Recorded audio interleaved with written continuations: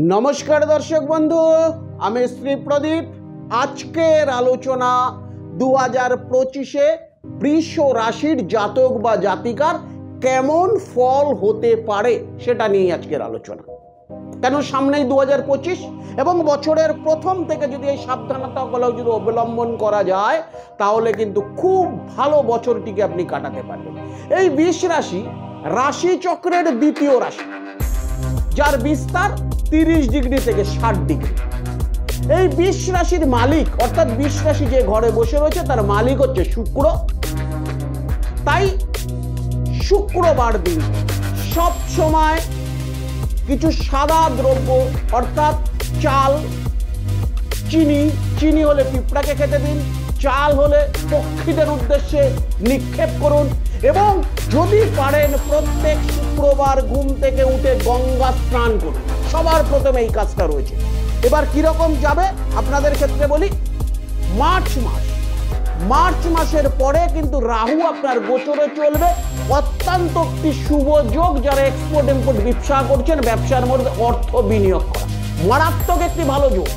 যারা এক্সপোর্ট ইম্পোর্টের ব্যবসা করছেন তারা কিন্তু অবশ্যই গোচরে যেহেতু রাহু চলবে, রাহু সবসময় বাইরের ব্যবসাকে ইন্ডিকেট করে, আপনারা কিন্তু এক্সপোর্ট ইম্পোর্ট ব্যবসায় ইনভেস্ট করতে পারেন।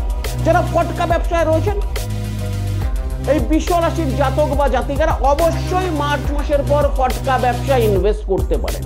যারা জমি জায়গা কিনতে চলেছেন অবশ্যই মার্চ মাসের আগে বৃষ রাশির যারা জাতক বা জাতিকারা আছেন তারা কিন্তু অ্যাডভান্স করতে পারেন জমি জায়গা কেনার জন্য।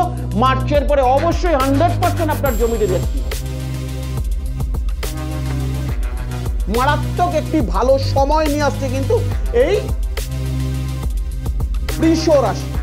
এবং বৃষ রাশির দিক থেকে একটি জিনিস রয়েছে, যারা বিবাহ হচ্ছে না, বৃষ রাশির জাতক বা জাতিকারা যারা বিবাহ দেরিতে হচ্ছে, এই 2025-এ কিন্তু আপনাদের বিবাহ হয়ে যাওয়ার প্রচুর পরিমাণ একটি সম্ভাবনা থাকছে।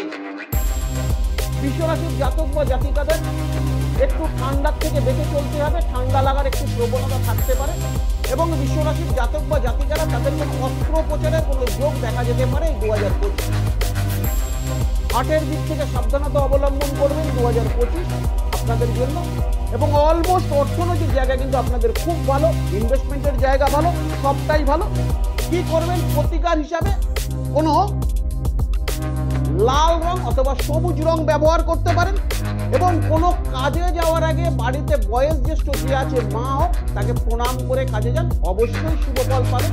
এবং স্নান করে উঠে বারবার বললাম গঙ্গা স্নান করে উঠে যে মন্ত্রটি জপ করবেন, ওম হ্রিং শ্রীং শুক্রায় নমঃ, এই মন্ত্রটি 11 বার করে জপ করুন এবং কোনো পিঁপড়াকে চিনি খেতে দিন বা সাদা কোনো দ্রব্য দান করুন। নমস্কার দর্শক বন্ধু, সুস্থ থাকুন।